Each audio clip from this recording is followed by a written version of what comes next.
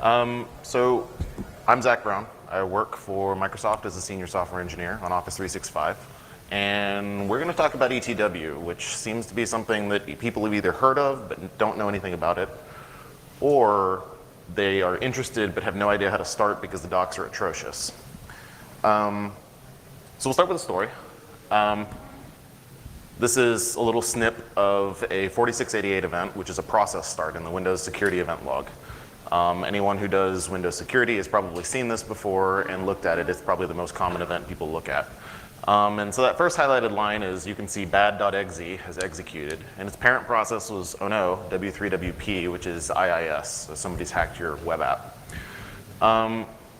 Problem is, we saw it run, and then the process exited a couple hours later. Then we got on the box, and bad.exe was gone.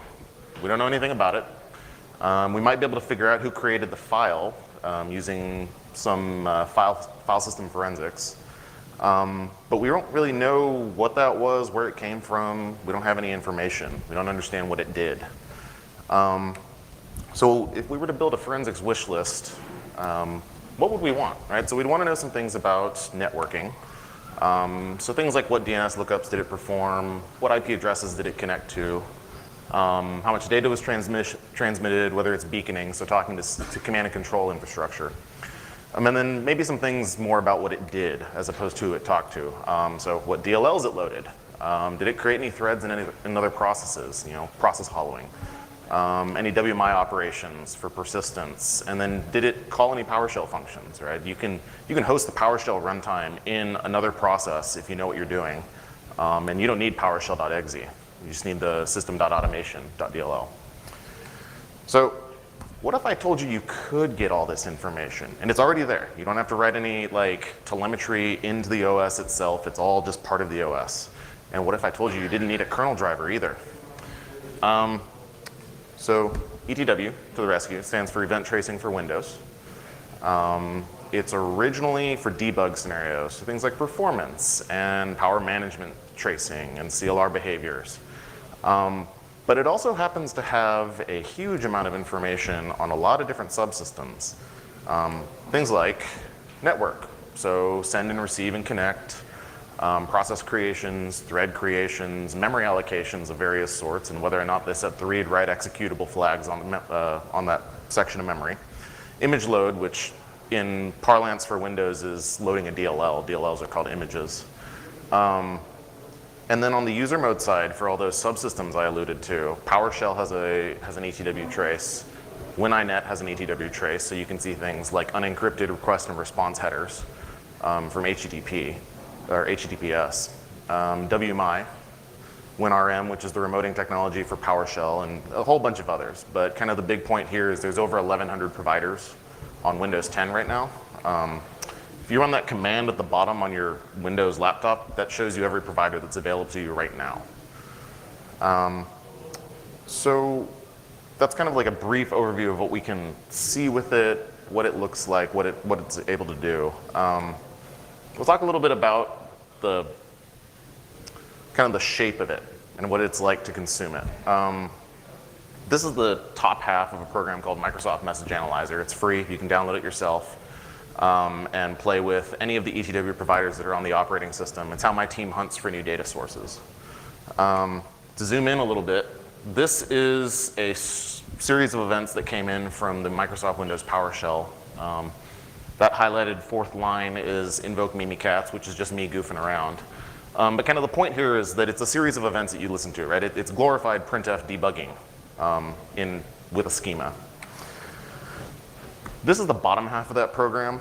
And so zooming in on the middle portion, the events have different properties, and different providers produce different types of events with different types of schemas. But kind of the big thing here is that you can look at what kind of data they're providing. In this case, the two that are interesting are payload and context info. If we zoomed in on what context info is doing, there's the right-hand panel of that program. We can see things like the host application. So if I had spent a little more time, I could have made this use PS attack, and we would still get the same logging. You can see the second highlighted line there is invoke Mimikatz, and on the third highlighted line is my username. So who executed the command, what command was executed, and which host process it came from.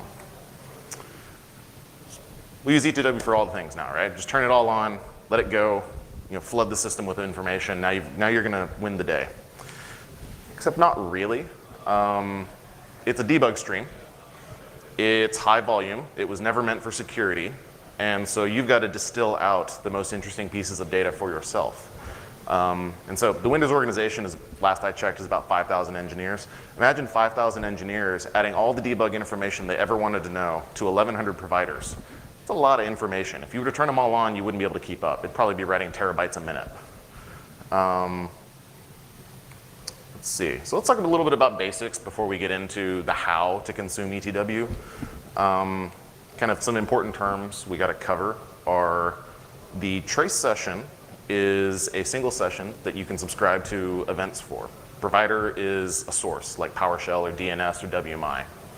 And then events are generated by providers. And some of the interesting relationships here are that trace sessions can subscribe to one or more providers. So you could turn on all 1,100 if you knew what you were doing, but you would be sad. And providers produce the events, and they can produce more than one type of event. There's not a one-to-one relationship there. You define your events, and so I think the PowerShell one describes 20 or so. And then some basic properties about ETW itself when you're consuming it. It's user mode. You need to be administrator, but it is a user mode consumption model.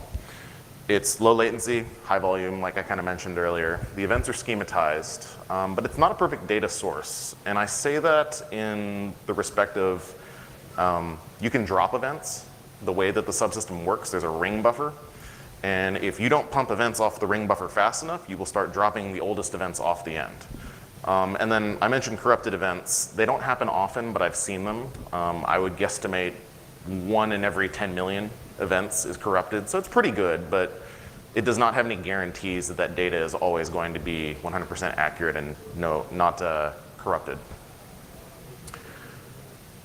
So there's a couple ways that we can consume ETW. We can go real time or we can go non-real time, and we'll start with real time because I think it's more interesting. There's some native APIs, Win32 event tracing APIs. And then there's Crabs ETW, which is the library that my team released. You might ask, why Crabs? We were trying to come up with a name for the library, and we didn't want to just say ETW logging listener library, right? Because that would make it impossible to Google for. And for whatever reason, we were talking about it, and I was talking about SpongeBob, and my coworker was like, oh, the Krusty Krab, we'll call it Crabs. So there you go. On the managed side, we've got system.diagnostics.eventing, and that is part of the .NET runtime. Trace Event, which is an open source library from Microsoft. Vance Morrison on the .NET Perf team released it. And then Crabs ETW also has a managed wrapper. On the non-real-time side, you've got two phases. You have to capture a trace, and then you need to analyze a trace. And so for capturing, you can use Logman, which is part of the OS, Xperf, which is part of the driver toolkit, and then Microsoft Message Analyzer, which is the tool we talked about earlier, but it can also capture ETL traces. And then once you've got your ETL trace file, you load it up into Windows Performance Analyzer or PerfView. And these scenarios are typically like, you've got a brand new laptop, and the power management team wants to understand why it doesn't go into suspend correctly. Well, they would sit there and they'd say, okay, well, we're going to turn on the power management trace. We're going to put the laptop to sleep. We're going to wake it up in 5 minutes, and then we're going to stop the trace. We're going to replay that trace through one of the ETL viewers so that you can see what happened. Again, glorified printf debugging. Some people have asked me why they don't just capture ETL files and analyze them on the back end. And the problem there is that there's simply too much information. You have limited ability to filter on the ETL files. So if you turn on a couple of high volume providers, you're going to generate gigabytes a minute, which is not really feasible to take off of a host, especially when the host is serving a web app to a customer. In the context of intrusion detection then, we're mostly interested in real time. So every ETW subscriber, regardless of whether it's Logman, Xperf, Microsoft Message Analyzer, your own custom role, your own agent, is going to follow the same exact flow. You're going to create a new session. You're going to subscribe to one or more of those providers that you're interested in. You're going to set up a callback, and that callback is it's global. So it has to handle every event from every provider, and handling might mean you drop it, or it might mean you extract out a particular piece of information, but it has to handle them all. You'll start your trace, you process your events, and stop the trace. Nothing revolutionary, nothing really fancy. It's pretty much like every other tracing technology. So ETW made easy. There's some existing solutions that I already kind of talked about. Win32 event tracing API, cumbersome and inflexible. Program like it's 1992. System.diagnostics.eventing is unreliable. We had a lot of crashing issues with it. We don't use it for basically anything anymore because of the problems there. And trace event has poor performance, but not CPU performance. It has poor performance in memory, right? If you create a managed object for every object or every event that comes through, and you're processing 400 events per second, you're going to end up with a memory problem eventually. And so that kind of led us to why we built Crab's ETW. It's got a managed and native API, the modern C++ for native. It's intended to be flexible and intuitive, so I'll show you a demo in a second that kind of describes the flow of like hopefully super logical. I welcome feedback on that particular point. High performance and also a goal of reliability, right? So we run this, for example, in SharePoint Online on around 100,000 machines, and we generate about 7 terabytes of data a day off of these ETW sources. And that's post-filtering a little over 500 billion events a day across the environment. So it's doing pretty good. So we'll talk about a DNS lookup example. One thing that's really hard to do on Windows is to find out DNS lookups as they occur. I'm not aware of another source where you can say, hey, what DNS lookup occurred, and get all the logging for that by default. But there's an ETW stream or a provider that will give you that information. So up there on the number 1, we're going to make a filter. We're going to look for 2 events, 3018 and 3020. Take my word for it that those are interesting. 3018 is cache lookups, and 3020 is the hot lookup, like you don't have in the WinINet cache. Number 2, setting up a callback, nothing fancy there. That first line with the query is where we're finding out what the domain name was that was fetched. The second line is just us getting what the response was from the DNS server. The third line is us creating an object, a provider object that represents the subscription to that given provider we think is interesting, and then we add the filter. That filter is per provider. You don't add it on the global level. You add it per provider. That way you can filter down each provider to only the things that you care about. And that filtering happens in the native layer, so it never even bubbles up into starting to create managed objects. And then that last one, number 4, we just make a trace object and enable the provider on it and start your trace and go. Here's an example of the data of that program that I just showed you. So at the top there you see NewYorkTimes.com.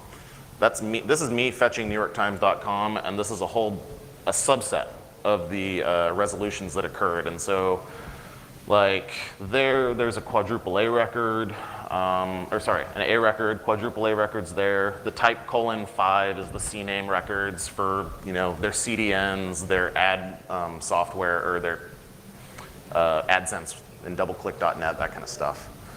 Right now, I'm not aware of any other way to do this in Windows, so if you know of a way to do it, I'd be happy to talk. The old way we used to do it is scrape the WinINet cache periodically, which is actually kind of disk intensive on a big server. So let's revisit the forensic whitelist. So we wanted to know what DNS lookups happened with that bad.exe at the very beginning. We already looked at that just now, right? Microsoft Windows DNS clients is one source you can get that information. What IP addresses we connected to, how much data was transmitted, whether or not it was beaconing. That's the kernel network provider will give us that data. We kind of talked about that a little bit too. DLLs it loaded. the image load provider. What threads were created in other processes, the kernel thread provider, WMI operations, WMI provider from the user mode side. PowerShell functions that were called. Again, we saw that in the Microsoft Message Analyzer example. And I want to be clear, these will not give you, these are not detections in and of themselves. You will have to process that data a little bit, and it depends on what detection you're trying to build. So these are ingredients as opposed to a detection. The addendum slide has a little bit of information about kernel providers. They're special snowflakes. If you're really, really interested in what that means, come find me afterward. It's dumb. So how can you use ETW in your environment? Grads is open source under the MIT license. We have both the C++ and managed APIs are available. There are NuGet packages for both. And that link, don't worry, I will have another better link later that's a shortened form. PowerShell Method Auditor is a little program I wrote for Daniel Bohannon to play with from Mandiant. He was really curious to see how it worked, and I was like, okay, well, here's a sample project. But it also is a pretty good example of how we detect PowerShell method invocation today, minus the blacklist. So any questions, you can get a hold of me on Twitter or GitHub, and then that top link, aka.ms/ETW, will take you to the Crabs ETW GitHub page. And aka.ms/ETW demo takes you to the GitHub page for that demo code I showed. Any questions? Comments?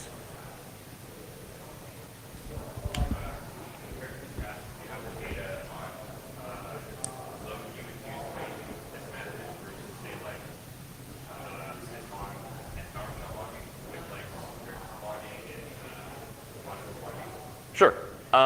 So, for example, our agent that we run in Office 365 today has, for SharePoint Online, I want to say has 15 user mode providers turned on and 3 kernel mode providers. So that's about 18 providers. The kernel mode providers are their own thread. We shoot for less than 5% of a single core in CPU usage, and that's generally about where we are with the filtering we do. And that's accounting for the numbers I mentioned earlier, 100,000 machines, 7 terabytes a day, 500 billion events per day. That's all shooting below 5% of a single core.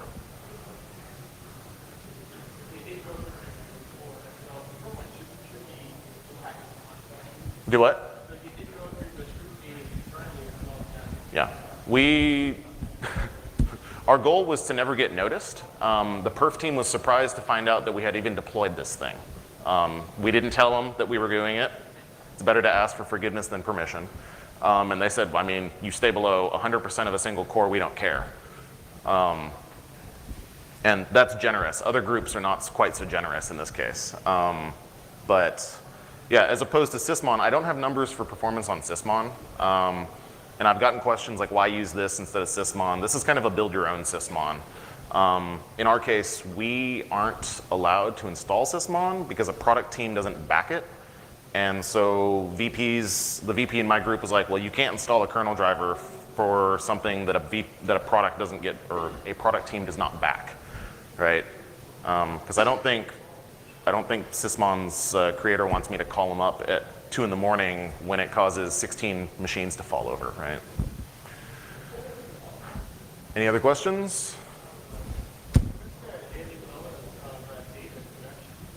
Daily load? 7 terabytes a day across the environment. Anything else? Anyone else? So you talked a lot about just how you're collecting the data on itself. Yep. How are you getting it off? There is a separate agent that we use that uploads. So the way our agent works is we write our distilled information. So when we consume ETW, we don't generally do a one-for-one event generation. What we do is we distill out information we think is interesting. So like we'll do per process net flow. We'll write that event hourly per process to the security event log. And then there's another program who is responsible for pushing that data off the box. In the old way, it was directly to our cold storage. In the new way, it goes through kind of actually similar to what Sam was talking about in the first talk. It pushes it to something kind of like Kinesis that aggregates it out to the correct endpoints so that we can have a hot store as well as a cold storage mechanism. Okay, so you write everything to the security log and collect the security log. Yeah. Security event log is not impossible to tamper with, but it's relatively difficult that it's kind of noisy to touch it, and so we consider it a good place to write to. We set a limit of 2 gigabytes, and so and I think our uploaders upload every 5 minutes. So.